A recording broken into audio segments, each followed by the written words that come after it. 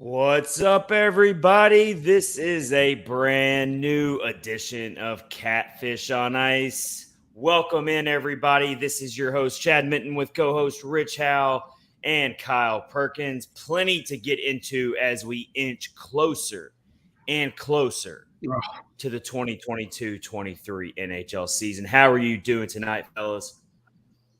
Doing good. I love the new intro. The music is so cool. And then it says the after hours. I know people on the podcast who listen like on Spotify and stuff aren't going to know probably what I'm talking about, but I don't know. I like it. It's pretty good. Makes your head. We're totally after hours. I mean, it is 10 o'clock Eastern time. All three of us are in Eastern time zone now. I was in Central time zone for the longest time, but I joined, I guess you could say I've always said they need to just do away with one of the time zones and just go like the Central Eastern time zone thing is so dumb. Like just make one time zone out of both of those. But I am team Eastern time zone now, so I'm with you guys. That's good. Yeah, you can feel the pain now of those West Coast games. Oh my gosh! Yeah, exactly. Yeah, I gotta get ready for it. I mean, I cut the cord. I don't have cable anymore, so I'm not like really watching anything live on TV, really. But so I haven't gotten used to it like that. But yeah, it's gonna be weird watching sporting events and watching at 8 o'clock Eastern instead of 7 o'clock. So that's gonna be weird. Yeah, or when they're playing the LA Kings and the game doesn't start till 10:30 our time. Yeah, you're gonna be like, well, we'll be sure to schedule plenty of watch-alongs, Rich, so that we don't get off air till like 1 or 2 in the morning. Okay, man. Absolutely. Before we start, I have a question.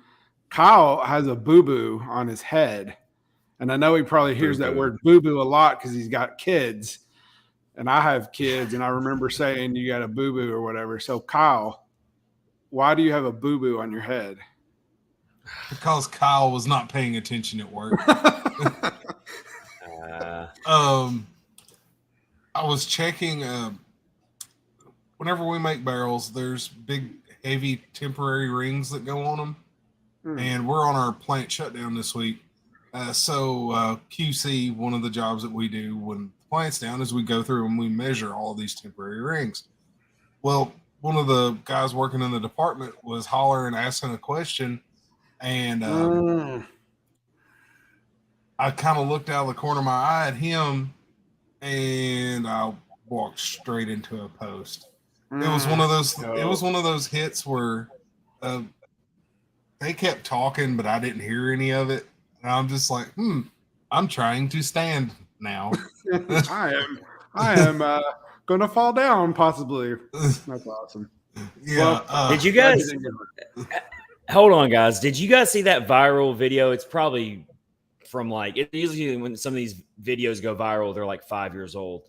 But of the guy driving the forklift operator driving through a warehouse, and he's asleep behind the wheel and runs into a beam, and the entire warehouse pretty much just collapses.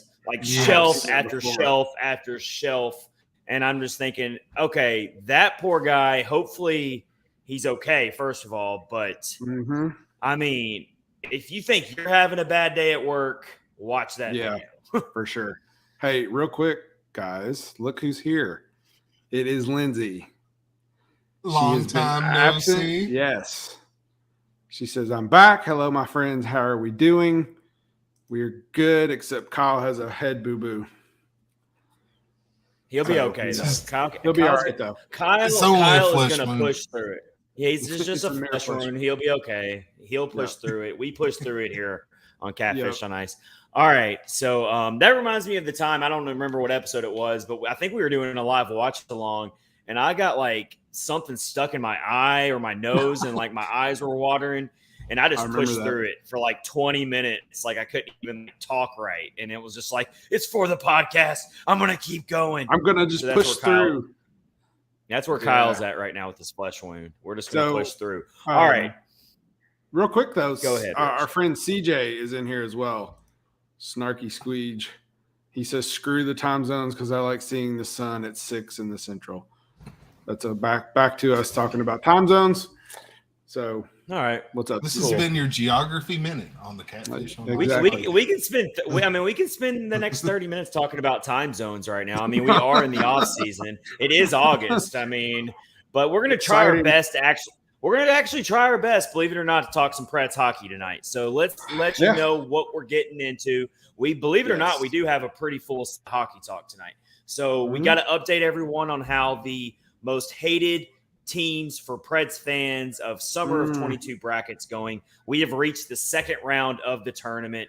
We're going to announce the winners of the first round. We're going to update you on the poll results so far for the second round matchups. We've now released all 4 second round matchups on Twitter at Catfish Ice. You can vote if you haven't already on all 4 of those matchups. We'll update you on those results. Then we have an upset brewing in one of those matchups. It's kind of been landslides in a lot of our matchups in the first round, but we've got a close one. So we're going to talk about that. All right, we got to continue our player preview series. We got 3 good ones tonight. Matt Duchene, Tanner Jeannot, which I know that's Kyle's favorite player, so I can't wait to hear his thoughts on what he expects from Tanner Jeannot this upcoming season. And we're going to talk about the new guy in town, Jeannot and Niederreiter, otherwise known as one of my favorite nicknames, El Nino. Love that nickname. All right, so we are going to talk about those players. Kyle is a Tanner Stanner. Is that right? Did I use that right? Is that what the kids say? You're a Stan? That's what the youngins are saying. The youngins say that. Yeah, man, guys, he's definitely a Tanner Stanner. That's real quick before we move on. I know we're taking up precious time, but Max Greenberg is in here. What is up, Max? Lindsay's in here. Max. Mike Twitter is in here. Everybody. It's a party. It is a party. Here. Man, that feels like we're in the middle of the season or something. We're having an off-season party. Okay, some other housekeeping then. Our episode 150 special, which is going – I kind of mapped it out here. It's going to fall right around the second week of the regular season, second or third week. It's looking like either against the LA Kings – October 18th, I believe, or October 22nd, somewhere around there. We can go back and look at the calendar. When they play the Columbus Blue Jackets, we're going to try to do a watch-along special. If you're new to the podcast and you just started listening, we like to do watch-alongs throughout the regular season where our entire episode, we watch the episode with you live. It's actually fun to go listen. It's actually fun to go listen to it to the next day because you can, it's kind of like watching the highlights in a weird way. You go back and listen to our thoughts live as we watch the game. So we plan on doing episode 150 special watch along. It'll probably be either against the LA Kings or the Columbus Blue Jackets. Stay tuned for that as well. It's going to be a lot of fun. All right. And then also coming up here, we got to do, we're going to, we always like to rank stuff here. It's always fun. It gets the debate going. It gets the discussion going.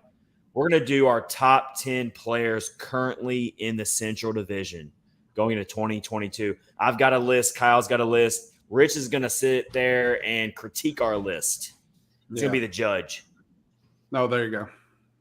He's going to tell us where we screwed up. Guys. I don't know. You probably got a lot of the same people. It's actually a pretty tough list for me. Like I have some honorable mentions that you can make an argument that I should have put in my top 10. But when you only have 10 slots, you only got so much room.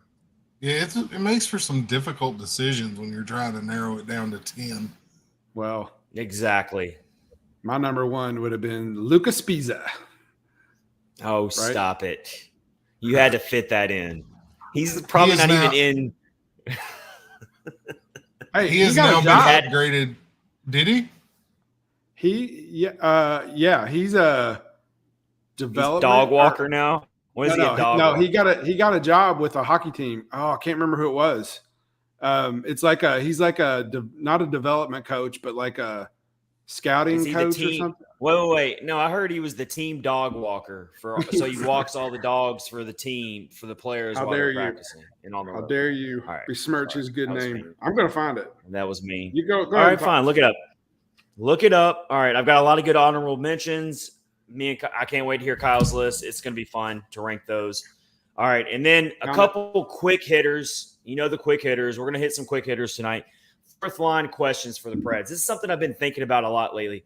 I've been thinking about how, okay, the Preds roster has really it's solidified a little bit here. Like I can't remember a time since probably 2018, maybe even 2019, where you're going into a season and you feel pretty confident about what the Preds roster is going to look like. Like there's not a ton of uncertainty, but that fourth line is still very much a fluid situation right now. So we're going to touch on that, where there's plenty of players out there. I think there's going to be a lot of competition in training camp for that fourth line, which is not that far away. It's right around the corner, training camp up here in September. So it's going to be a lot of fun to follow that. And then finally, a little bit of a fun topic. We got to talk about how the draft is coming to Nashville in 2023. We all saw it coming. And then how cool is this? The NHL Awards will also be during that same time. First time that's ever happened where both events are happening in the same location in the same year. So that's pretty cool. Yep, that is awesome. Very cool. Good for the city and the game of hockey. And we're not done for episode 142, y'all. We're not done. Because at the end of this episode, when you download it tomorrow, it's not going to be in the live version right now, but tomorrow when you download the episode, we had Joe, better known as Washed Up Beer League Goalie, Washed Up Goalie on Twitter. He does the Tindy Talk podcast, which is a fellow podcast on the Hockey Podcast Network. He knows so much about goalies. He was a former goalie himself. He came on. We talked about the best goalies currently in the league. We talked about where UC Saros fits in. A bunch of other stuff. He's a big Blackhawks fan. So we talked about the Preds Blackhawks rivalry from a Blackhawks fan. Really awesome conversation. You can actually watch it on YouTube right now on our YouTube channel if you'd like, but you can also listen to the interview at the end of this episode. So let's dive in. I think we got plenty to get into tonight. I don't know about you guys, but I think we got plenty to get into. Our friend Blues Fan Reacts says, "How's it going?" There he boys? is. That's our buddy Mason. That is by far our favorite Blues fan. There's no competition. He is our favorite Blues fan on the podcast for sure. And his mantle is very safe there. He's going to be the top favorite of Blues fans for the Catfish and Ice podcast. He ain't going anywhere. He's been a guest on the show a couple times. He's awesome. Very cool. Real quick, Lucas Pisa joined the San Jose Sharks. He's going to be a development coach. Well, good for him. I'm glad he resurfaced. I'm glad he's finding a name for himself. Good for him. I really, all jokes aside, I am really happy. It's an inside joke with the podcast, but I am happy for him. I think tonight the Lucas Pisa jokes are going to end. Well, I just figured he was Chad's Cabana boy now. We're gonna we're gonna retire. Blues Fan Reacts says he says, "Oh, y'all are my favorite Preds fans as well." That's cool. Yeah. So as of tonight, no more Lucas Pisa. No more Lucas Pisa. Mason, before you go, if you're still watching right now, drop a comment in the stream. What do you think about our bracket most hated teams for Preds fans, and where do you think the Blues fit in? They're going up against the Stars right now in our second round, and it's a pretty close poll. I'll go ahead and update it right now. Let me see where it's at. It is 57% Stars, 43% Blues. We got an upset here. That's weird. Maybe the hatred for the Blues is simmering down a little bit for Preds fans. I want to Mason, if you're still watching right now, tell me what you think about that. All right, let's get into that. We'll wait for that comment if Mason's still watching. Yeah. Let's go ahead. Let's talk about our tournament here. Rich, update everybody. I just updated on the one matchup. What happened in the first round? Maybe if you got it in front of you, Rich, tell everybody what happened in the first round. Share some comments. I've got some comments from today from a lot of our listeners. Yep. What's going on here? So first round we had Boston, the Boston Bruins going up against Pittsburgh. Not a fair matchup. Not a fair.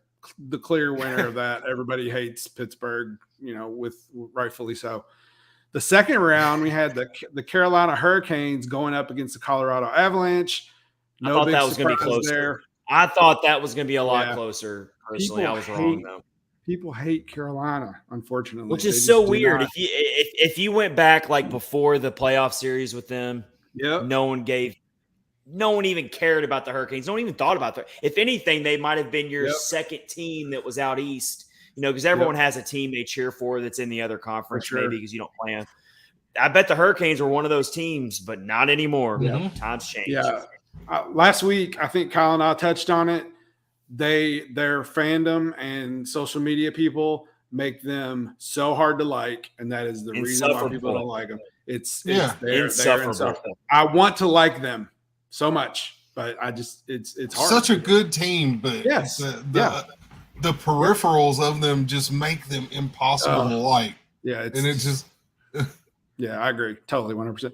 So the next matchup, we had San Jose against Dallas. So Dallas clearly won, even though Corey Perry hadn't played for them for 3 or 4 years. People still hate him. Let me speak on that matchup real quick. That's new school Preds fans. That's true. That's new school Preds fans taking over that vote, because if more of the old timer Preds fans maybe would have gotten into that vote a little bit more, maybe it would have been closer.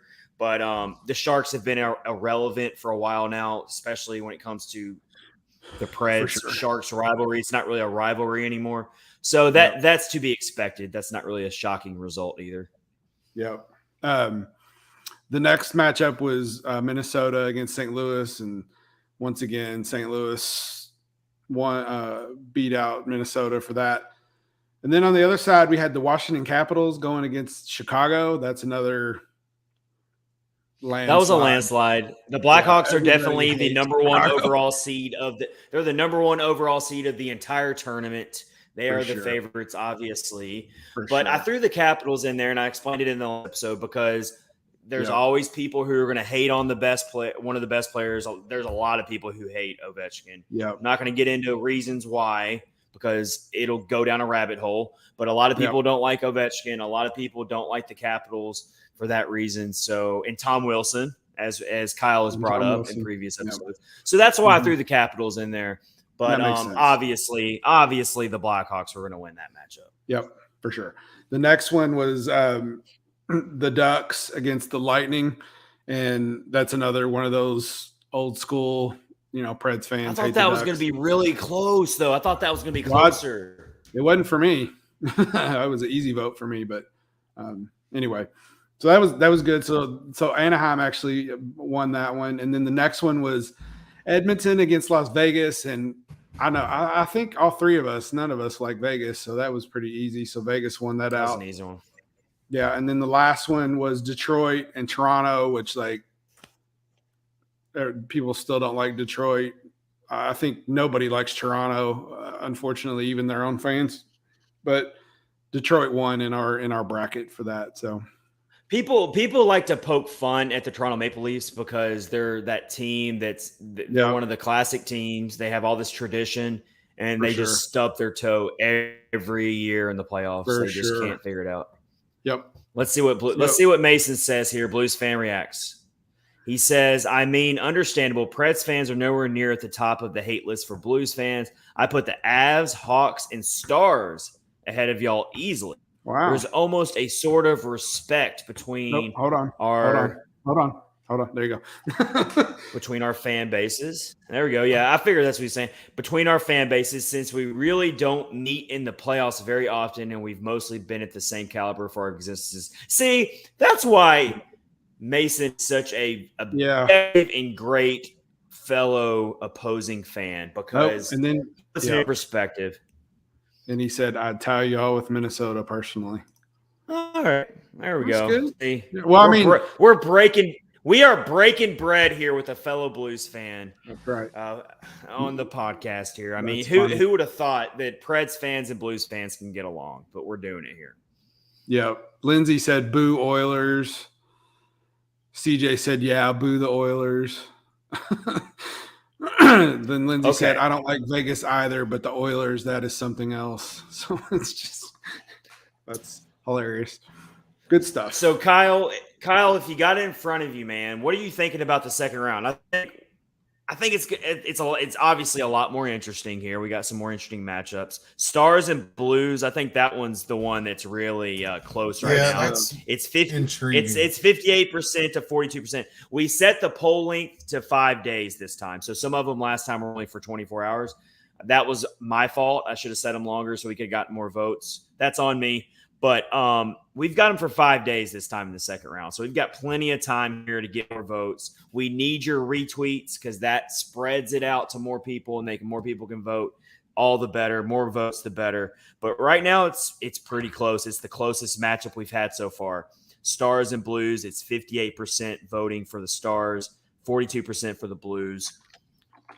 Still over 4 days left to vote on that one. At Catfish Ice on Twitter. Go vote if you haven't already. What do you think about that one, Kyle? Stars and Blues. Honestly, I went with the Blues, and it's basically on Jordan Bennington. Yes, sir. I mean, Mason's laughing right now. He is. But it's such a hard decision because you've got all the toolery that's happened with Dallas over the years. The Corey Perry incident, because, Corey Perry, everywhere he goes, he seems like he has an incident with Nashville. He has an incident with everybody, let's be honest. Generally. I was about to say that too. He put his knee in what's-his-face's ankle. So, yeah, that's true. Yeah, so anyway. And then you had Radulov playing for Dallas, which was kind of a little sticky subject there. But I just don't like Jordan Bennington, and I'm a goalie guy.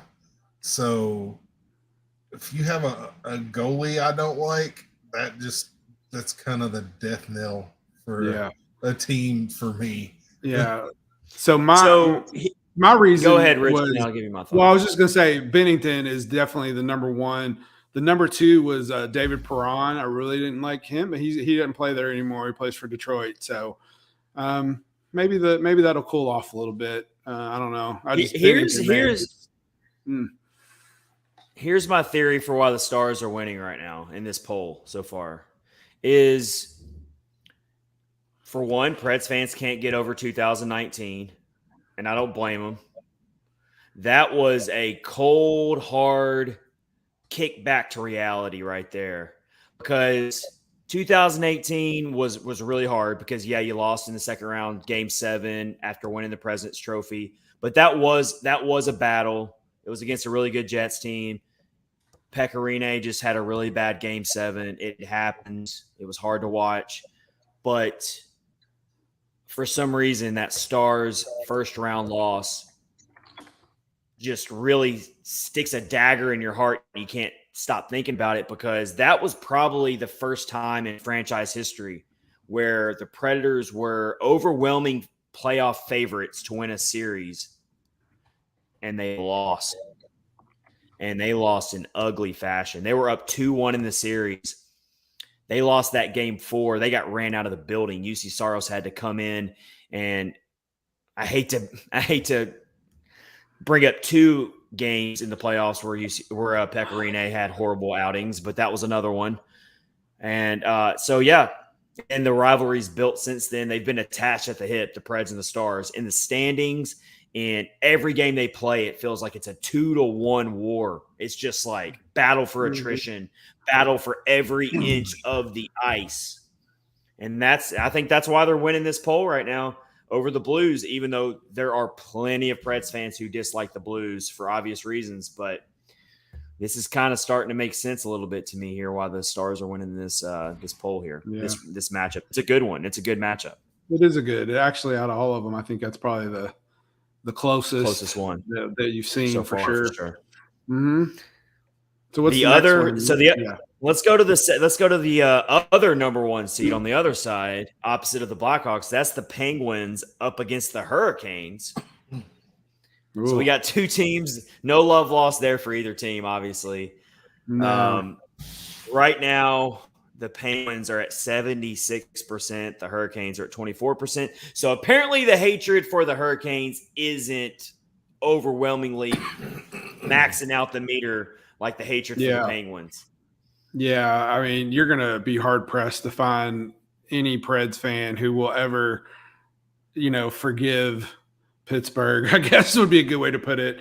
They will always be Sidney Crosby on their list. Yeah. Well, even though PK Subban isn't some beloved all-time Nashville Predator per se, People can't ever forget about Sidney Crosby basically bashing PK Subban's head into the ice, and it was like nothing was called. It was they called incidental penalties on that play. For sure. Incidental penalties. Yeah. It was like I could not believe what I was watching at the time. I remember it like it was yesterday. And if anybody needs their hatred of Pittsburgh freshened up there a little bit, just look last season to when Evgeny Malkin hit Mark Borowiecki in the mouth with his stick. I mean, that'd be a good reason to reignite that flame for the not liking the Penguins. Obviously two very highly skilled elite players. Absolutely. But I cannot stand them. I can separate the two. I can submit to the fact that they're two of the most talented players in the league, and they're so dynamic, and that's why the Penguins have been so good for so long. Yeah. But I also dislike them at the same time. Yep. Same. Yeah, I agree. Both those guys are really good, like you said. I mean, Malkin almost didn't even get, re-signed with the team. Like it was like down to the last, wire before he was going to be a free agent. So maybe the management doesn't even like the dude. So I don't know. Maybe it's weird. He's getting up there in years. I mean, he's definitely on the back. Yeah. He's definitely on the back nine of his NHL career. But let's get to the next matchup here for the second round. Let's get to the next one. Another really close one, very, very early in the poll results, though, so it can change very dramatically. But right now, we've got another tough one here. This is another really tough decision for Preds fans. And this is going to pit old school fans up against new school fans again. Red Wings, number 2 seed versus number 3 seed, Golden Knights in the second round. We've got the Golden Knights up 57% to 43%. But again, very, very, very, very early in the voting. We actually posted that poll right before we went live, so that can change really quickly. But that's going to be a close one. I think it's going to come down to the wire. Yeah. Yeah, it will. That's another one of those, old school Preds fans hate Detroit.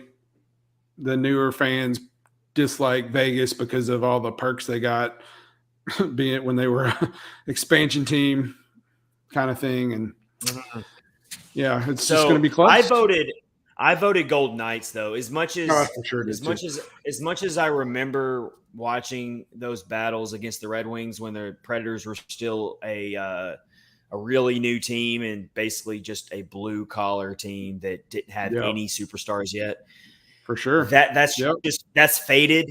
That is really faded over the years. And the Golden Knights, I just can't get over how the NHL pampered them and set them up because they wanted hockey in Vegas to work so bad for obvious reasons because it is a business.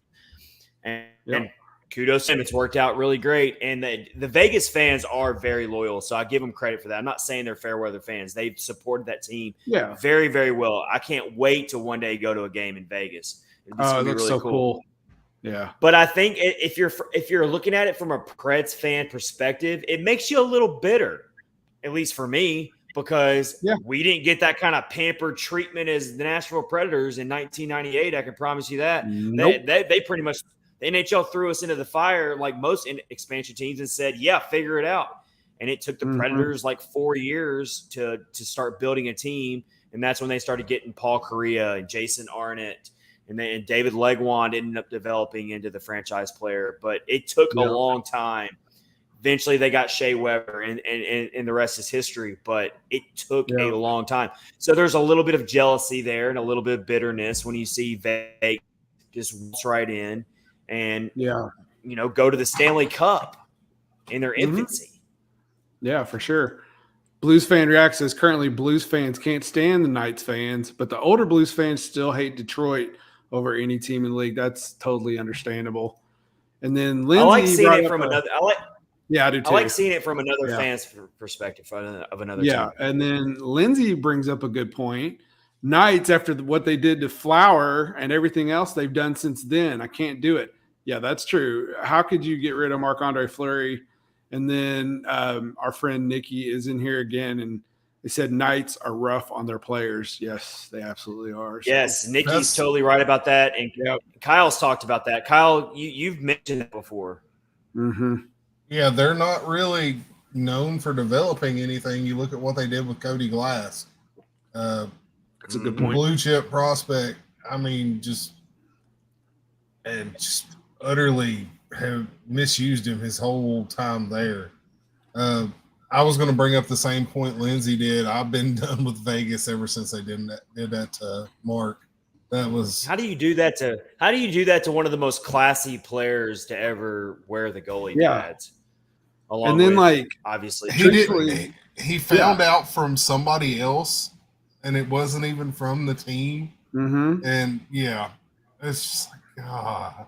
And then if you look, also they weren't really all that friendly to Robin Leonard either. No, I mean he's had issues with them as well. So I mean it's weird how they do that. But yeah, I mean I don't know. And then they've got some of the ugliest uniforms. That alternate jersey, that mustard.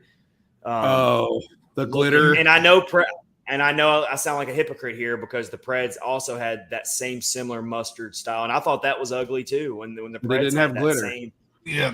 But like Rich said, it doesn't. Yeah, it doesn't look like it laid on the floor of a gentleman's establishment. It looks like that color should not be displayed anywhere. That color should not be displayed anywhere. Yeah, you're right. It looks like a cross between something that you would throw up because you've been drinking all night and you probably ate something that didn't agree with you. Like that's what that color looks like when the Golden Knights and then wear that uniform.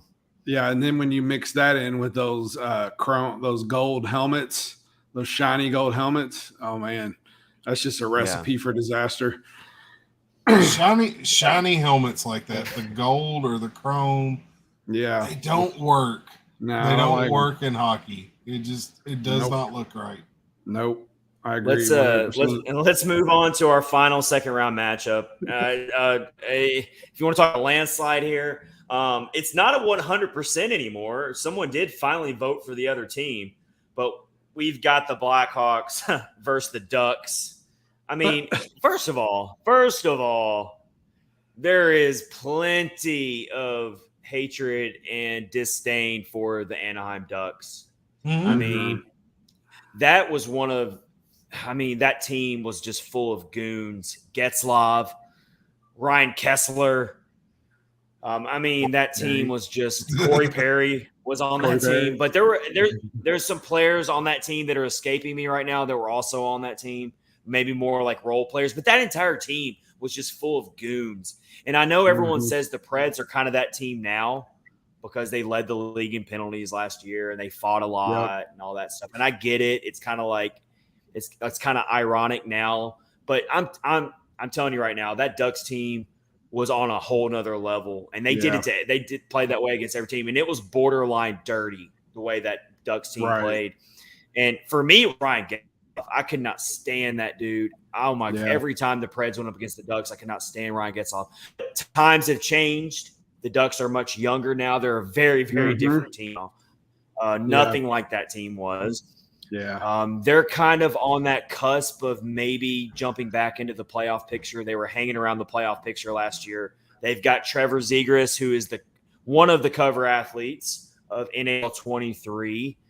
So congratulations to him. And then also Kyle rolls his eyes. Did you see Kyle roll his eyes? He's like, ugh. So awesome. Sorry, I didn't mean to interrupt you. It's just so funny. Would you have rather seen Sidney Crosby on the cover? I mean, I would rather see Trevor Zegras than. I'd rather see Austin Matthews on there again. Are you serious? Yeah. Are you serious? Yeah. I mean, somebody who actually produced during the season. I mean, Zegras was okay, but.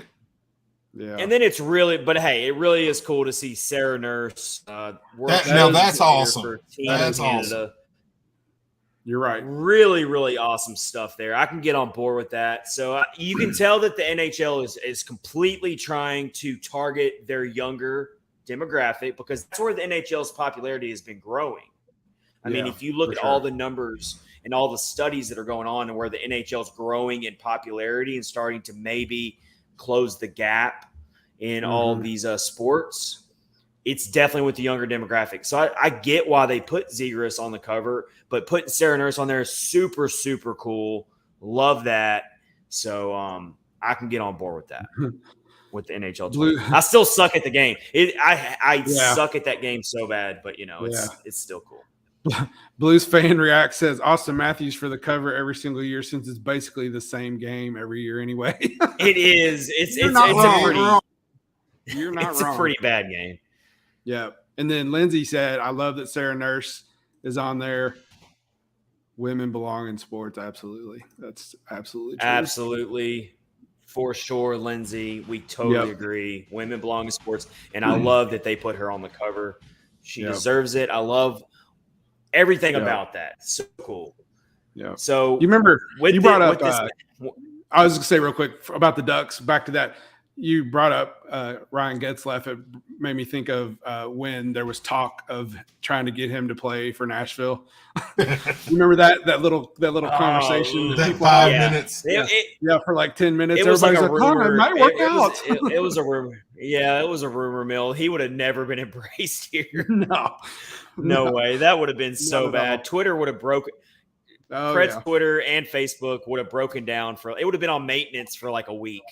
For sure. It would have been in shambles. But anyway, so that poll result right now is 93% to 7% in favor of the Blackhawks. So basically what this is going to come down to is I'm going to make an analogy.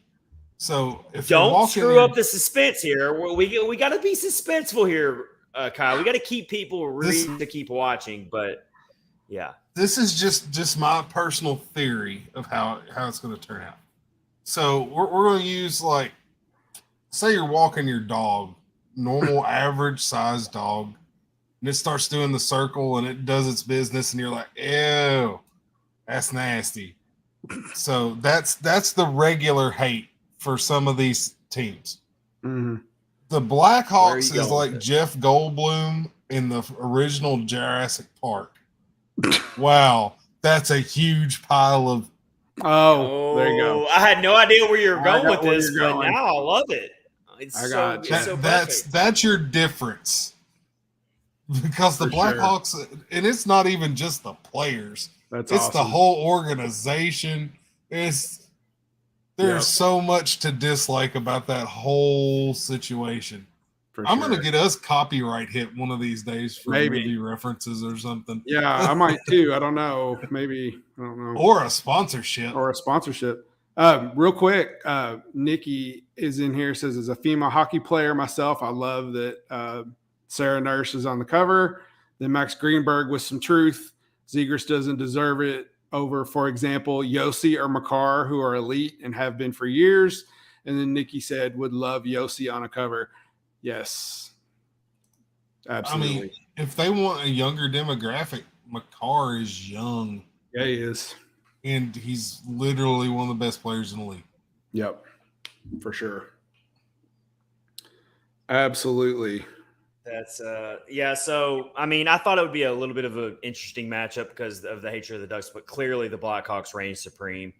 Preds fans are not gonna Kyle, you need to check the Twitter account on Catfish because I just totally threw you a shout out as we roll along here in episode 142. All right, good stuff, guys. Yes, all right, that's how our most hated teams for Preds fans summer of 2022 brackets going right now. Good stuff. All right.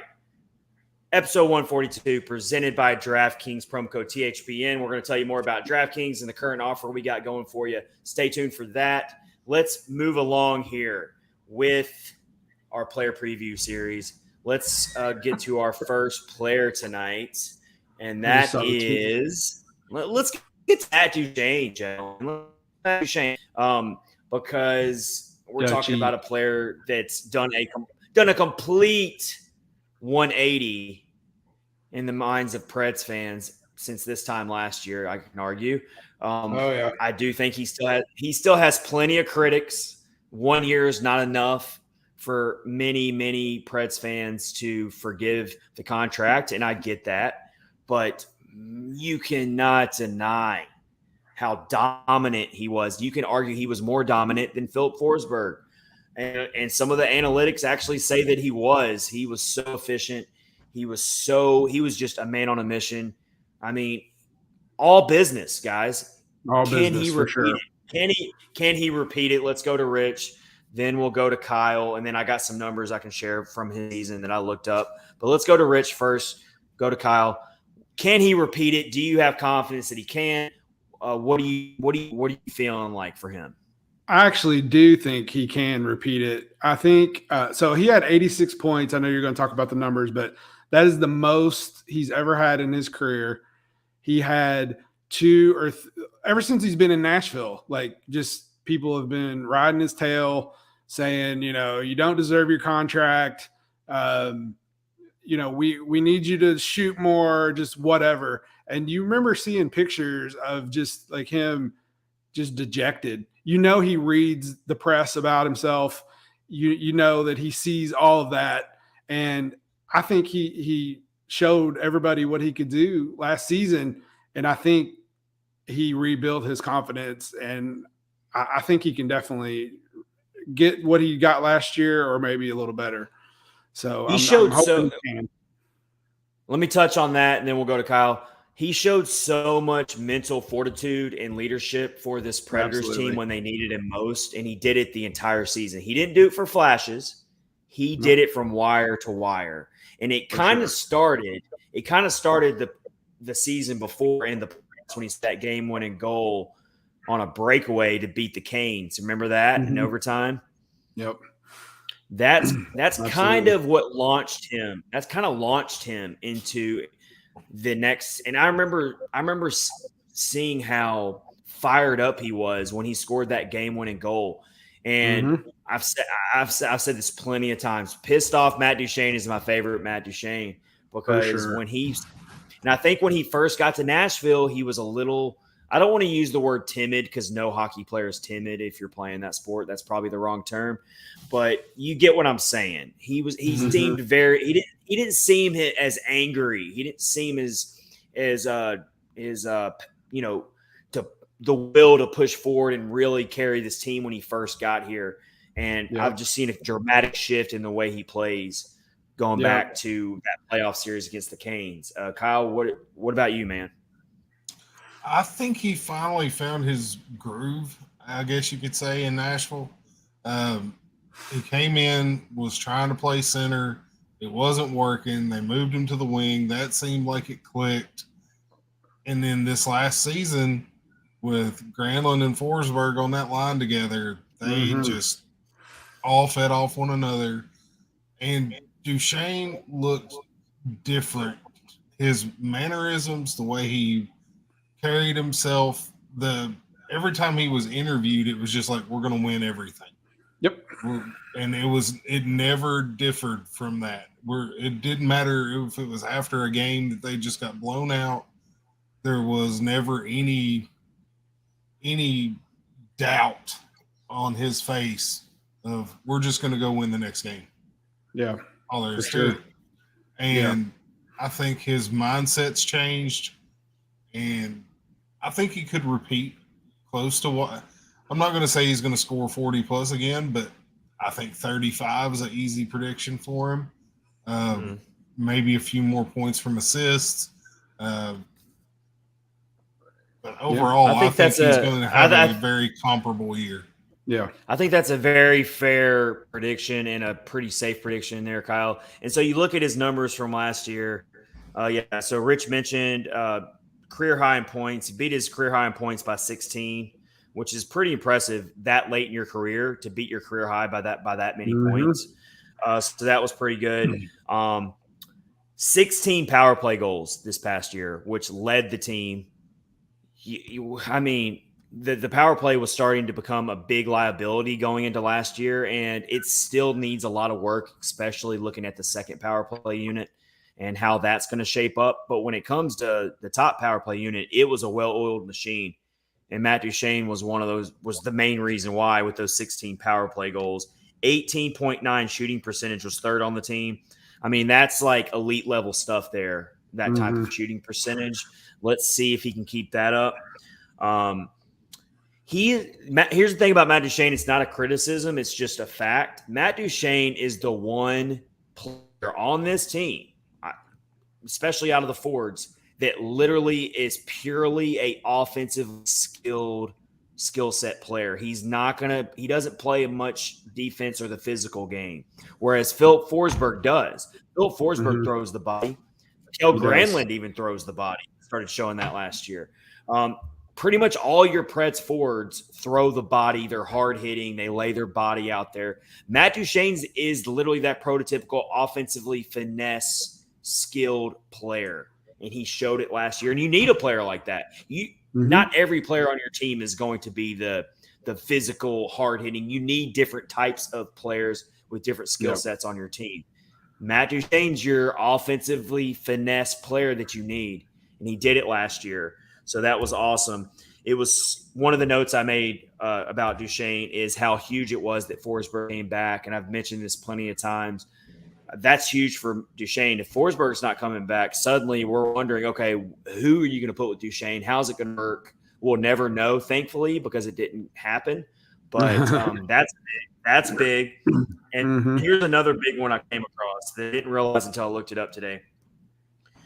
Duchene's ice time last season spiked by almost 4 minutes on average compared to his first 2 seasons in Nashville.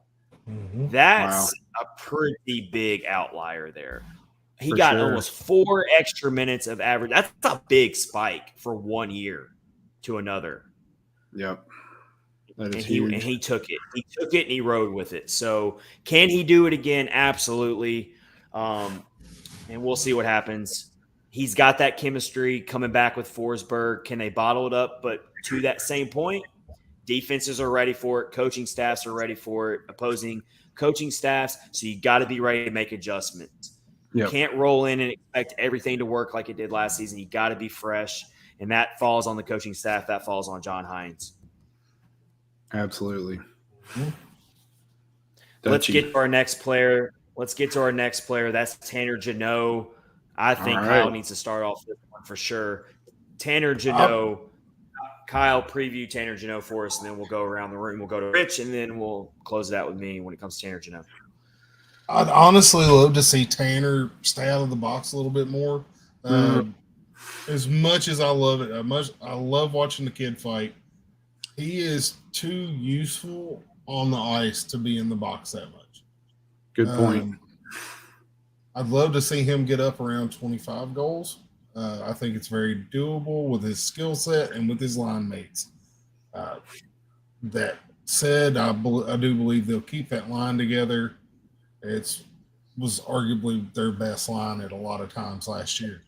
But I think that 25 goal range is very doable. Colton Sissons is a good enough center to facilitate that. And he's going to have Trennan again on his other wing. So they're going to have 2 threats that can equally score and punish. So absolutely. I would really love to see Tanner maybe step back from his fighting role just a touch. I'm not saying at all, but keep laying the body, answer the bell when need be, but don't go looking for him. Stick up for line mates when needed. If the game is going that way where the other team is dragging you into that situation, but at the same time, cooler heads have to prevail sometimes. And be smart. Jeannot, with a little bit more wisdom and a little bit more experience, I think he'll definitely do that. I expect him. Touching on that, and then we'll go to Rich. Second in the NHL last year in hits for Tanner Jeannot, according to MoneyPuck.com, with 318 hits. On the same regard, led the NHL in penalty minutes at 120. Led the NHL. And Stay he was out of the box, to the same regard, he was second in the league in penalty minutes drawn. So drawing penalty minutes. So drawing the other team into the box with him. So it's a little it's somewhat misleading to look at those 120 penalty minutes because sometimes those were offsetting penalties.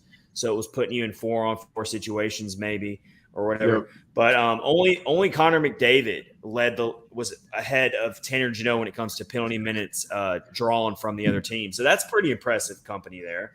And Tanner Jeannot had a 19.4 shooting percentage, so higher than Matt Duchene. We're talking about a player who's primarily a physical, hard-hitting guy, and he had a 19.9 shooting percentage. Come on, now. And finished up with 41 points for sure. Yeah, that's what I was going to touch on a little bit. Like, I think next season, I think the whole team, they're just going to be building off what they did last season, and I think he can do even better this season than he did last. If you look at the 2021 season, he only played in 15 games. He played a full schedule, except for almost full schedule. He missed the one game when his kid was born. Yep. He went from 15 games to 81, went from 7 points to 41. I mean, like, he had an amazing season, and I think he's just going to build on it and just keep getting better. Keep them to three to Sissons, Trenton, and him together, and just let them keep building on that, man. And I think good things will happen for sure. I will say I agree with that. I will say if and it happens, I mean it's kind of inevitable. If an injury does happen to the top six and you got to move someone up, I think Tanner Jeannot's the first person you move up. 100%. If you got to do it. We'll say that. Yeah. So if you got to break up that line for an injury reason, then that's what you do. I think Tanner Jeannot can hit 50 points this year easily. Mm-hmm. I really do. Because the thing about Jeannot is he kind of figured out what works for him last year. He already knew he was a good player as far as his mentality and the way he plays, but he actually found an offensive game to it as well. None of us saw it coming. And so, I mean, he's another player that's just a great, hardworking player, all business, and there's no reason it could be a 50-plus point scorer on the third line. Yes, while he's also providing you that while he's also providing you that grit and grind and setting that physical tone. I mean, can you ask for anything more of a combination between those two?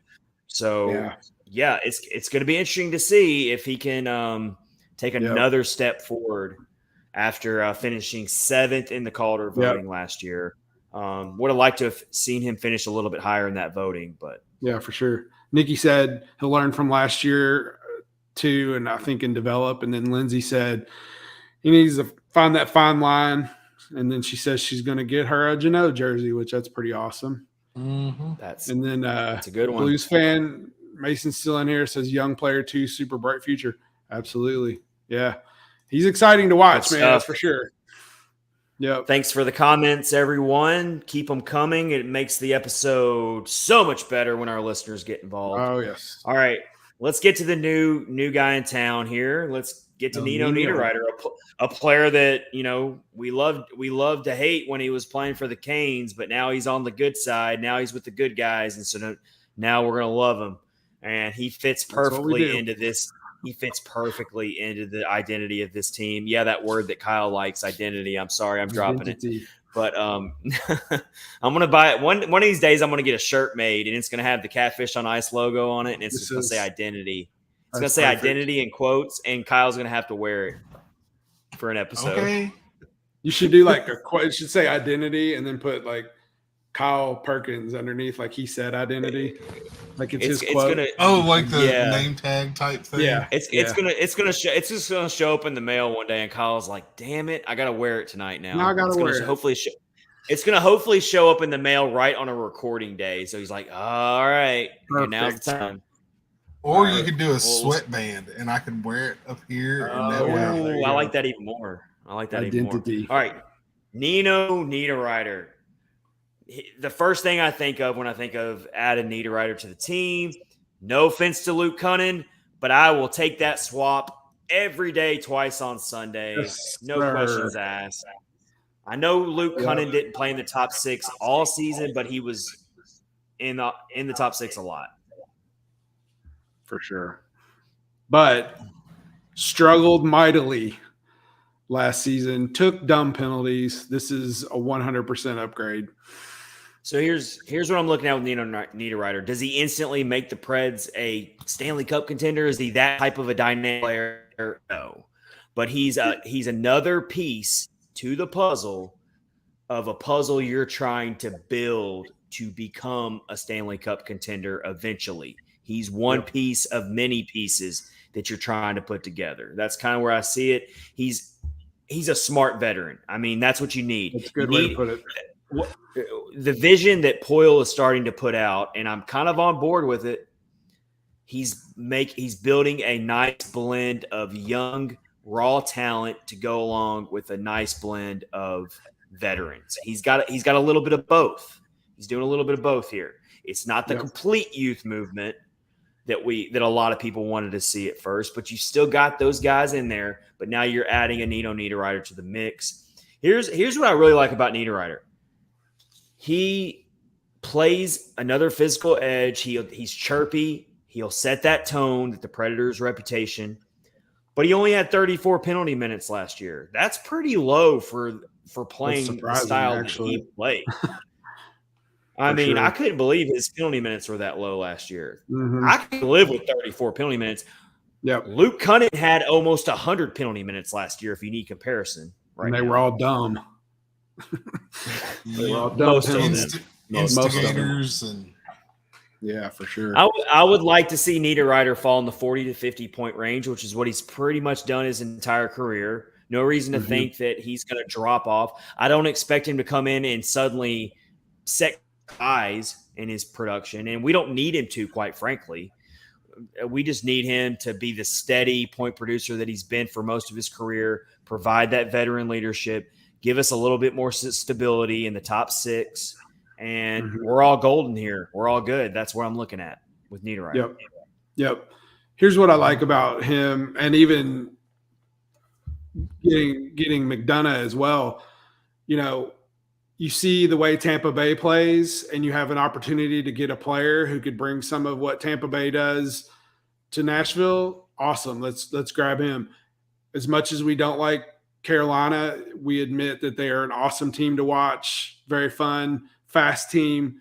We got an opportunity to get a guy from them, bring some of that to Nashville. I'll take that all day. And that's what I'm excited about is we're finally making some moves and getting some players in to like shore up what we have already. And getting those two guys, I think, is a huge step in the right direction compared to past. I agree with that.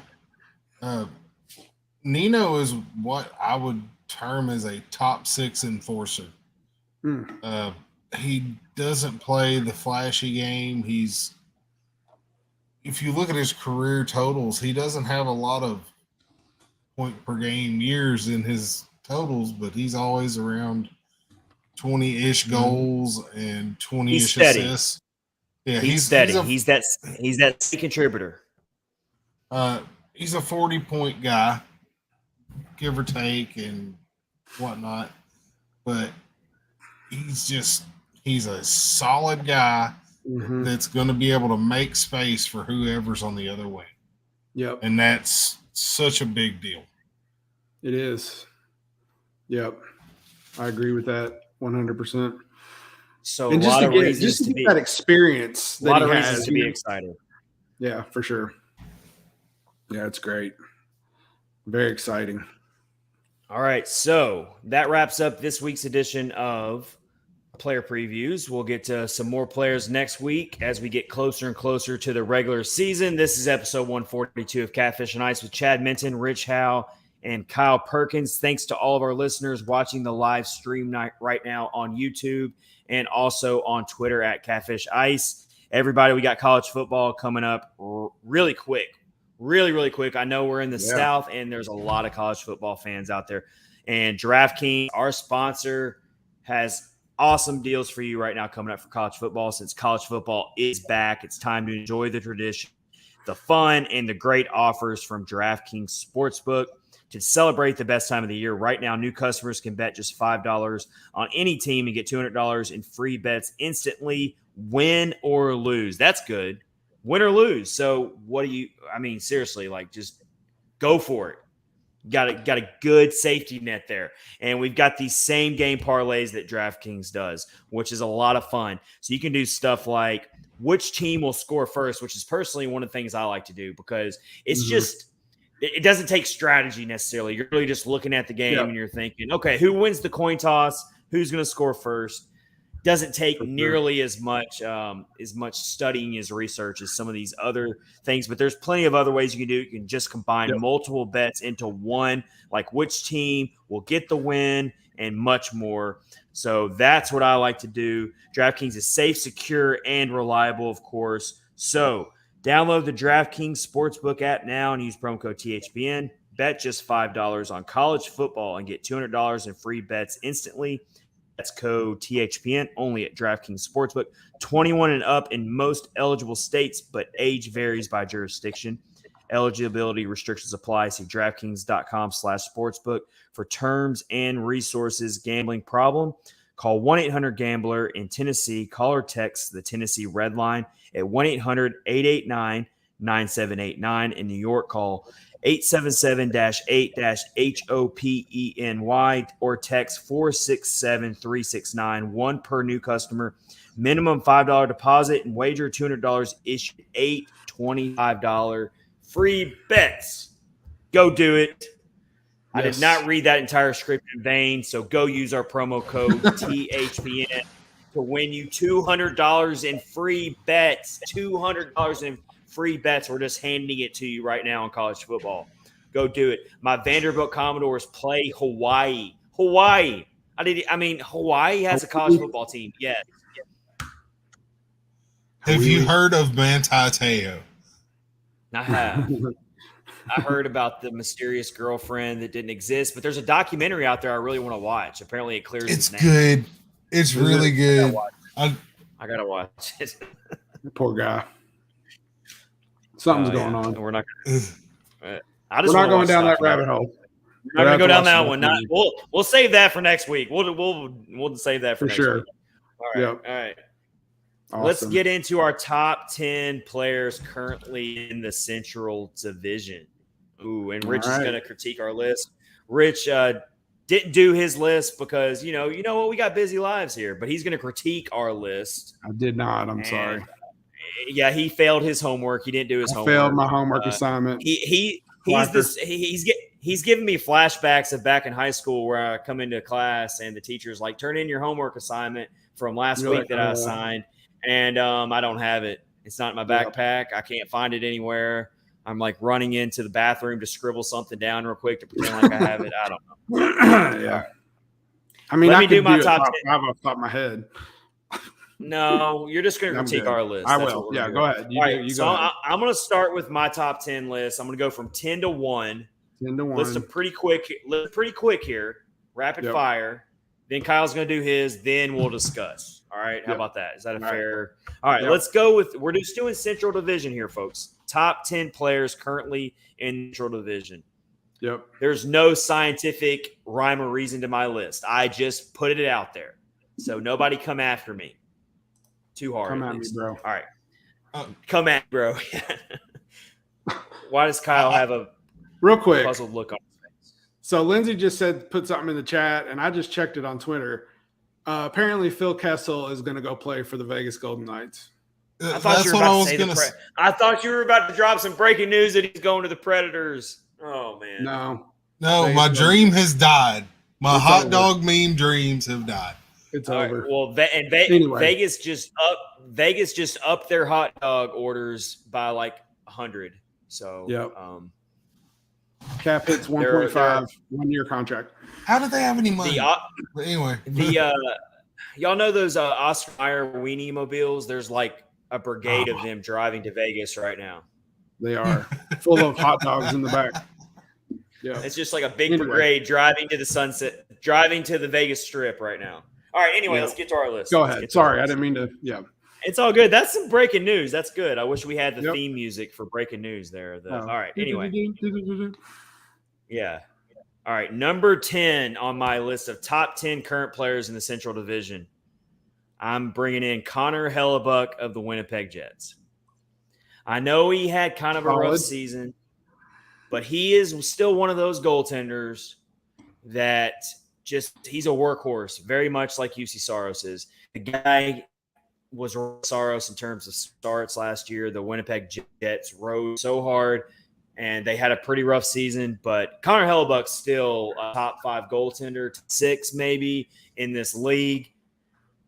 He's giant, and when he's on, he's hard to beat. When he's on, I've seen him steal plenty of games from the Preds. So I put him at number 10. Number 9, I got another Winnipeg Jets player on here, which this seems weird because I think the Jets are not going to be a very good team. I think the Jets are going to be a 6th place team in this division. But I've got another Jets player at number 9. I've got Kyle Connor coming in at number 9. The dude is a very elite goal scorer. He's an offensive powerhouse. I got him at number 9. Number 8, I'm going Vladimir Tarasenko for St. Louis Blues. Mason, if you're still watching, got a Blues player coming in here. Vladimir Tarasenko, by his standards, probably had a down year last year, but he is one of the most dynamic players in this division. So I got Tarasenko at number 8.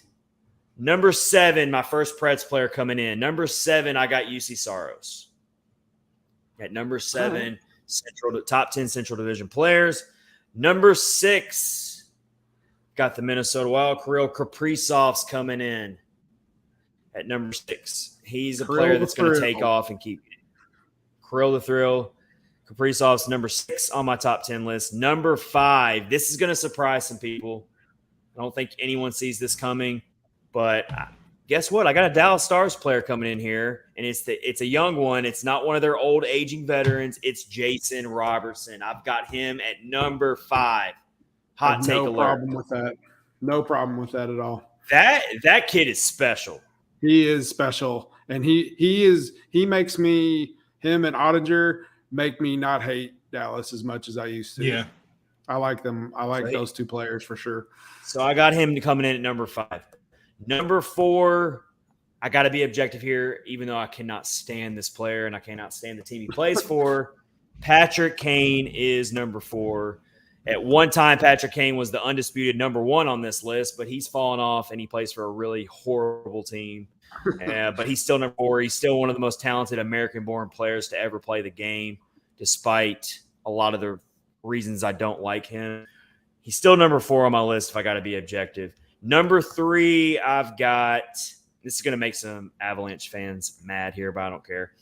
I've got Cale Makar at number 3 on my top 10 list of Central Division players. I'm sure a lot of people would have him number 1. I got him number 3. Number 2, he's got to be coming. Roman Yossi's my second best player in the Central Division for the Nashville Predators, which shows you that I am indeed objective here. You are. That means my number 1. That means my number 1 player in the Central Division right now is none other than Nathan MacKinnon of the Colorado Avalanche. There you go. That's my top 10. That's good. Let's hear Kyle's top. Let's hear Kyle's top 10, and then we'll go to discussion on our list. So starting out at number 10 for me is Mikko Rantanen from the Avalanche. Guy you don't hear a lot about, but he's right at 100 points about every season. Number 9 went with Hellebuck as well. Amazing goalie on a bad team. Number 8, I went with Patrick Kane because he's getting older and he's not quite the dominant force he was. Still an amazing player. Number 7, Jason Robertson, the Stars. Great young player. Yep. Number 6, UC Saros. We're close here, Kyle. 5. We didn't share our – hey, everybody, we didn't share We our didn't list, share any of this. Absolutely. So this is pretty cool. Number 5, Vladimir Tarasenko. We're right there, man. Number 4, Cale Makar. Number 3, Roman Josi. Number 2, Kirill Kaprizov. Okay. I think Kirill is the real deal, man. And real. Number 1, you got to give it to Nate. You got to. Yeah, I mean, he's the man in the Central. It's just the all dude, there is to it. the dude didn't even smile during the trophy presentation. He's just like a cyborg. He's like a robot, and it's like he's programmed to win, and that's all he. It's like someone took him into a lab and programmed him, and it's like your objective is to win, and to be the best player. You're not allowed to show any emotion. Just win. I mean, he's a machine. I can't get over it.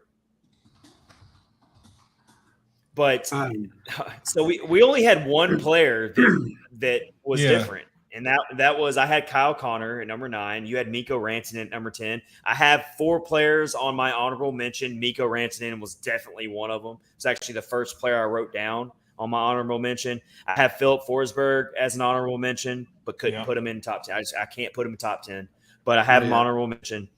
I even put Marc-Andre Fleury as an honorable mention. Not top 10, obviously. And how about Jordan Kyrou? Jordan Kyrou had a really great year. Right there at like number 11. He's right there. Yeah. So he's in my honorable mention as well. But man, our list, we didn't agree on except for Nathan McKinnon, we didn't have any of the same players in the same slot. But 9 of our 10 players we agreed on at least being in the top 10. The only big difference was you had Kaprizov at number 2. I have him at number 6. I had Patrick Kane at number 4. You have Patrick Kane at number 8. That's really the only big difference in our list. Yep. I think you both did admirably. Yeah, those are great lists. You did. You both did great. Without looking, that means a lot. Without me looking at the rosters right in front of me, I would put all those dudes probably on the list. I mean, I didn't. Sure. I do know through the grapevine, I heard that, Rich, you started your list and you just didn't complete it, and you had Lucas Spiza at number 1. No more Lucas Spiza jokes. No more. Well, we get to do it. We get to do it for the rest of this episode. We're going to bury it. We're going to bury it at the end of this episode. Yes, we're going to bury it at the end of this. Sure. Yeah. All right. Good stuff there.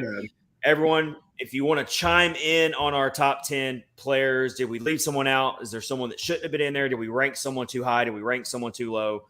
Get in there in the comments. Tell us what you think about our top 10 players currently in the Central Division. Let's get to some news and notes real quick. Let's talk about the cool news here, NHL Draft. We knew it was eventually going to come. NHL Draft is coming back to Nashville in 2023. It's going to be around the same time that CMA Fest is going on.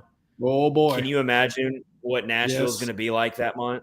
I mean, it's going to on game night.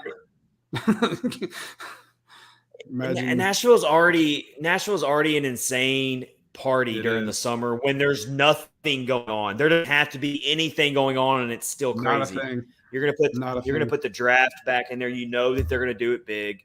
And they got the NHL awards. Let's just hope. I'm already speaking it into existence right now that UC Saros gets a Vezina trophy. Oh my gosh! While they're hosting it in Nashville, how cool would that be? That would be awesome. That would be the best. Can't even imagine. Yeah, it's good. It's awesome for the city.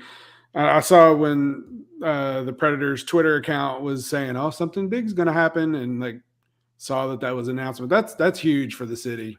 I mean, that's just very big announcement for them. So, and props to the social media team, Sarah, who does the social media for the Preds. She did with the suspense there because I didn't get anything done for like 30 minutes because I kept pushing refresh. And I mean, they were dropping all these little emojis, and so everyone was out there speculating. Some people were trying to say, "Oh, they're going to announce the reverse retros." I saw some really good comments, people saying, "Oh no, it's going to be the announcement of the Pecorine statue," and I was like, "That'd be pretty cool." That makes sense.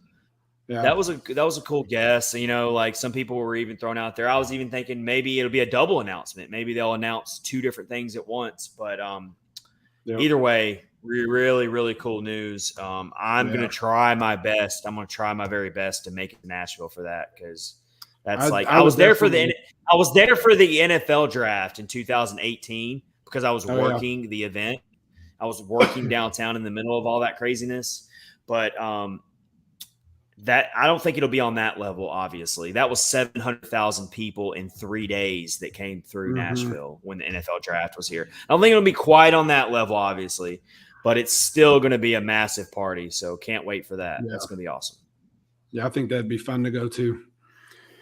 All right, we got a couple more things here. We're going to talk about the fourth line, what we think is going to happen with that. We're going to hit that real quick. We're going to talk about our favorite things to cook because that's something, that Kyle came up with, and I think it'll be a fun way to wrap this episode up. Then we will send you off with my interview with Joe of the Tendy Talk podcast, better known as Washed Up Goalie. He's had so many big-time guests on his podcast, former goaltenders, emergency goaltenders. He played the position. He knows everything about it. We talked about UC Saros. Where does he fit in to the best NHL goaltenders debate? Coming from a guy who plays the position and looks at it from a different perspective from the casual fan. Really great conversation with him. And he's a Blackhawks fan. So we talked about the rivalry. A lot of good stuff. That's coming up at the end of this episode. Let's talk about the fourth line, gentlemen. I've really been thinking about it a lot as the season gets closer because there are so many candidates out there who you can make an argument for who deserves a spot on that coveted fourth line. It's the fourth line can be a revolving door, a lot of rotational players out there, but the Preds have a lot of players you can make arguments for right now on that fourth line. Rich, what are you looking at right now? What do you think the fourth line looks at like right now? Well, I want to see. What do you think is going to be on there? I would definitely like to see Cody Glass on there for sure. And depending on what happens in training camp, I think we're going to see probably Eli Tolvanen on that line as well. As far as another player, it's so tough, like you said, to slot in people because you just don't know. But they still have Michael McCarron is still on the roster. I know. I'm going. Yeah. I know. I agree. I think you've upgraded enough, and you've got players in the prospect pipeline to where I agree. It's not a big criticism on McCarron. I think McCarron can be a quality rotational player when a player needs rest or if a player's banged up and needs a couple games off. Sure, plug in McCarron. He's a big-bodied guy. He did some decent things last year. He wasn't a complete disaster by any means. But I don't think he needs to be your full-time fourth-line player at all. So I'm thinking about Zach Sanford. The more I read up on Zach Sanford, it was a very low-key addition this offseason. It didn't get a lot of news, didn't get a lot of publicity. We're talking about a guy who has always played his role in the bottom six very well. He won a Stanley Cup with the St. Louis Blues. He's always played for very good teams. He's another hard-hitting player that's going to fit that role in the fourth line perfectly. So I'll put my money on Zach Sanford being on your opening night fourth line. Why would they go out and pick him up in the off? That's not what they thought. Obviously there's going to be training camp competition here. So if he looks bad in training camp and another player is really stepping up and looking good, like Tommy Novak, then perhaps Sanford's not. But I think he's the leader in the clubhouse going into training camp to be on the fourth line along with Cody Glass and Eli Tolvanen. That's a fourth line I can get behind and have some confidence in, at least coming out of the gate. What do you think, Kyle? For sure. I think that would work. I would really like to see Novak get a shot, but it's so crowded at center. It just I feel it is, and this is going to sound really weird because I've came out several times and said how much of a fan of Cody Glass I am. As a fourth line center, Tommy Novak I think is the better player. Okay. So where does that put Cody Glass then? What do you do with Cody Glass then? That's for John Hines to figure out. I just think they're so invested. Because I don't think you can play Cody Glass. Ain't going to play center. Is it going to play wing? I wouldn't think. He is definitely a natural centerman. Yeah. So and I just feel like the franchise is so vested in Cody Glass that But it's a good take, though, because I like you said, they're overcrowded at this position. And Tommy Novak has already shown that he can be a really good fourth line center as well. So you've kind of got like a numbers game here. You got to figure out what to do. It's a good problem to have. But that's kind of why I'm bringing up this topic tonight, because it's very interesting. But you can plug Tommy Novak can definitely play wing as well. So I'm looking at Zach Sanford and Tommy Novak as your two front runners to be on that other wing with Cody Glass and Eli Tolvanen, but it's going to be a very fluid line to open up. Yeah. And then you've obviously got to bring up Michael McCarron. You've still got Cole Smith, who got a little bit of time there. But a big reason why this is such a big topic here is because Nick Cousins is gone. Matthew Olivier is gone. He was another player who was filling that role sometimes. So, yeah, it's going to be interesting to see what they decide to do out of training camp. That's going to be your main roster battle in training camp, is that fourth line. Yeah. Max Greenberg brought up a good point. Go get Craig Smith from Boston. The rumor mill's out there. I might be down with that. If I'm being totally honest. You could solve your overcrowdedness at the position by making a trade with Boston. And I think I read an article from the Hockey Writers talking about this exact topic. And they basically said that Boston's kind of going to run into a cap problems later in the season when they got a couple players coming back to join the roster and they're going to be over the cap. So they got to start shedding cap. Craig Smith is one of the players that could be the outlier that they might be looking to unload. It's a possibility. We could see. I don't think it's going to happen, but it'd be interesting. It would definitely. You add him to the fourth line. I mean, and then you trade. But then you might have to trade Tommy Novak, or you might have to trade. That's true. You definitely have to part with a draft pick as well if Boston's going to do it. They're not going to just give Craig Smith away for nothing. I mean, you got to offer some stuff. So yeah, Max says they're $2 million under. Negative $2 million under the cap. Is that what you're saying? Or over $2 million under? I guess. But no. So it's when the season starts. They got a couple players jumping back on the books. It's going to put them over. Right. So looking into the future, they've got to make more cap room right now. That's basically from what I understand it. But we'll keep an eye on that. But the fourth line is going to be interesting.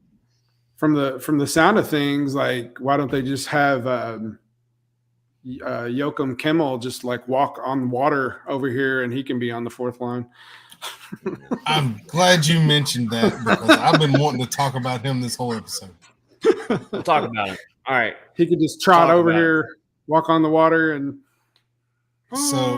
descend. So 12 points. Kimmel, he 12 points at World Juniors. Now the record holder of any Predators prospect.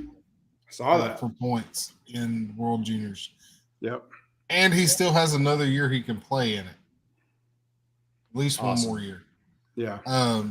7 games, 4 goals, 8 assists. He was on the ice for all 7 even strength goals that Finland scored. The kid just looks outstanding. Yeah. Good pick. He's fast, but he's not Connor McDavid fast. But he can do some stuff with his hands that make up for it. There was some puck moves that he pulled off on defensemen, and I felt bad for them. It was just, awesome. Where'd it go? And I was trying to watch it, and it was just confusing because you have no idea where the puck went. And right. Next thing you know, he's got a shooting chance. Yeah. He looked extremely good. Yeah, that's awesome. He helped propel Finland to a silver medal, so that was pretty cool. They went up against Canada, and they tried to hang with Canada in that gold medal match, but Team USA didn't even medal, which kind of was a little bit of a letdown. But overall, the tournament didn't have nearly as much buzz as it's had in the past, and that's probably because it fell in August. It was a weird time. And I hate that for those young kids because they deserve to have full arenas supporting them. I read things about the tickets were too expensive or just a lot of different reasons for why the tournament just didn't get the buzz and the support that it normally gets. So that's a little bit of an unfortunate thing, but the World Juniors is back in December. So quick turnaround. 4 months from now, they're literally having another World Juniors. They're going to get back on schedule. So, and like Kyle just said, Kimmel will be in that as well. So very cool stuff. Glad you brought him up. Yep. Let's have a little fun here. Let's, if anyone's hungry right now, we're about to get the taste buds going. We're about to talk food here. You have to go to Taco Bell food right now. Food's my favorite thing. Food's my favorite thing ever. It makes me happy all the time. All right, our favorite things to cook. Not just our favorite things to eat, but actually our favorite things to cook. Kyle's always putting up all this freaking food on his Twitter. Oh, no, right? It's being all freaking hungry. All these seasonings that he's putting on stuff, and I'm just like, can you teleport me to wherever he's at right now so I can scarf down whatever it is he's cooking right there? And if you follow Kyle on Twitter, he put some pictures of some corn that he made that he grew himself. Farmer Perkins made that corn, and there's nothing better than fresh corn. That's for sure. It literally walks from the backyard to the pot. Absolutely. Or anything homegrown that you're growing yourself, it's just a whole new meaning. You know, it's just like, wow, like I actually planted this, I grew it, and now I'm consuming it. Yeah, it's pretty awesome. All right, so let me start off with my favorite thing to cook, and it's so simple and it's so basic, but mac and cheese. I guess first of all, let me preface this by saying that I am a bachelor. I'm not married. I don't have kids, so my perspective is going to be a lot different than my two fellow co-hosts who have kids and are married. But one of my favorite things to cook, and we used to do this when I was a kid growing up, and a lot of families do this. I love having taco night, Tex-Mex night. Yes, sir. The whole 9 yards. Did that yesterday, and it was amazing. Man, I'm talking the whole 9 yards, making queso dip, making bean dip, getting the lettuce, getting the cheese, getting the soft shell tortillas, getting the hard shell tortillas, cooking up the meat, using all the like just building this big taco bar in your kitchen. Oh, yes. That's like one of my favorite things to do. Or I mean, it's like preparing the meal is almost as fun as consuming it. Yep. When you get taco shells, do you get those flat, hard taco shells? Have you seen those? They're amazing. They're flat on the bottom, so they stand up on your plate. The stand-in stuffs. I'm so fat. Oh my god. I'm a soft shell. I'm soft shell all the way though. Soft shell tacos for the win. I like those too, but I don't know, man. These tacos, man, you put them in the oven for a little bit and get them nice and crunchy, and they stand up. Put all your stuff in them. Oh, they're good. Very good stuff. See, that's why my stomach's already growling. Yeah, I know. That's why you take a soft shell, get it all nice and hot, and put some cheese on it, and then you put it around the hard shell, so you have structural integrity. Gordita crunch, isn't that what Taco Bell does? A gordita? Yeah, crunch? I mean, well, Taco Bell actually had the double decker taco, which was a taco, and then it had what you said. It had beans on it on a soft shell. Those were really good, but yeah, that's. I've never. Speaking of Taco Bell, I've never seen a restaurant that basically uses the same 5 ingredients, and they somehow redo their menu to the point where when you see it, you're just like, oh my gosh, they just figured out a way to do this with these same 5 ingredients. But they did it a different way. I gotta have it. Yeah, they're like, okay, this month we're gonna have the quesalupa burrito taco, and next month it's going to be the burrito queso lupa, whatever. It's all good though. Everything, it's so good. I just want the Mexican pizza back again. The Mexican. They said they were coming back.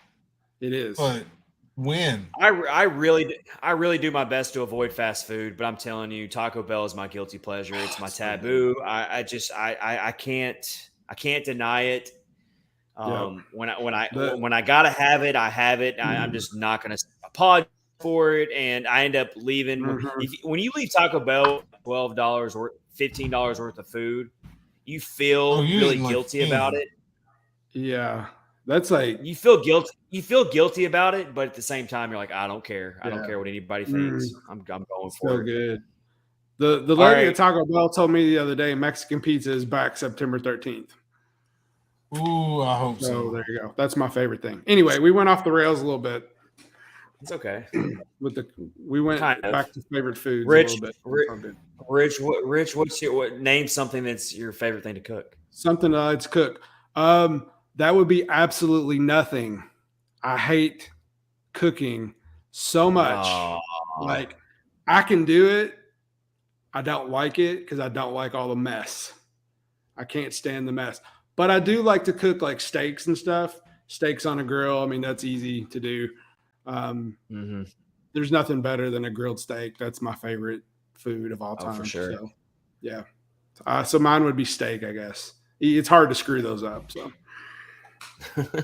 you can though. You can, but if you're just careful. Just what did they say on Letterkenny, Kyle? S&P and S&P 2 minutes per side. Yeah, whole. And I agree with Dan.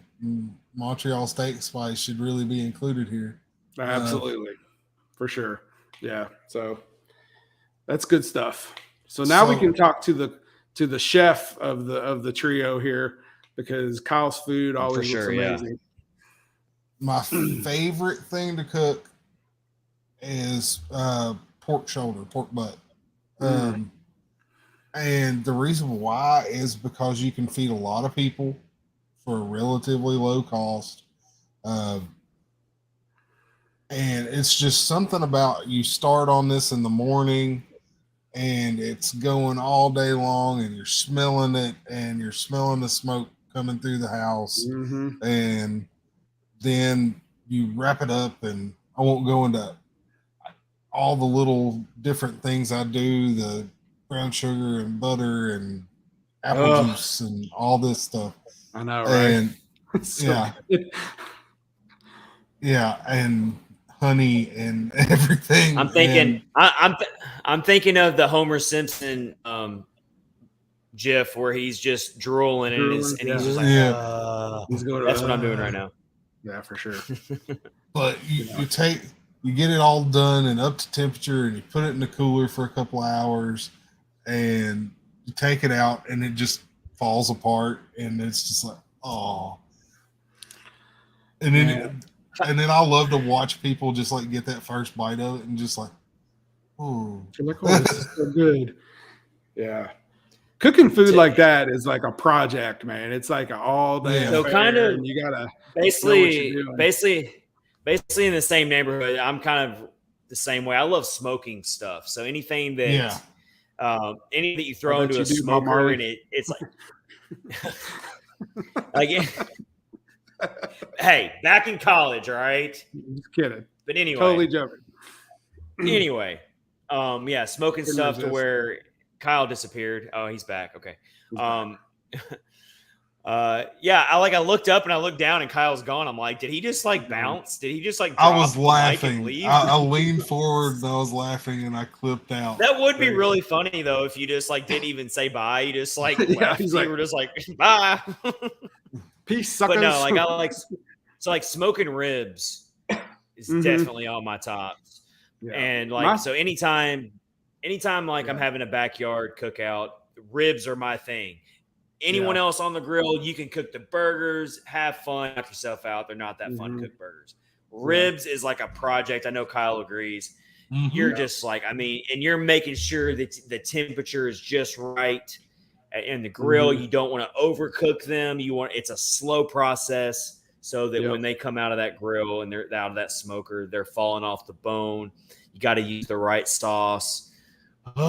Ribs, I'm telling you, they're like my kryptonite during a barbecue.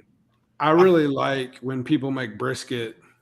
Brisket is like one of my favorite things. And I got a quick story to tell you real quick. So my brother lives in Virginia and Robin's brother lives in Memphis. My brother has one of those massive grills that does the smoking, the whole 9 yards or whatever. And Robin's brother's got one too. They talk about smoking food all the time. And like, I was like, I'm going to go to these guys' houses and they're going to make some brisket. I just know it.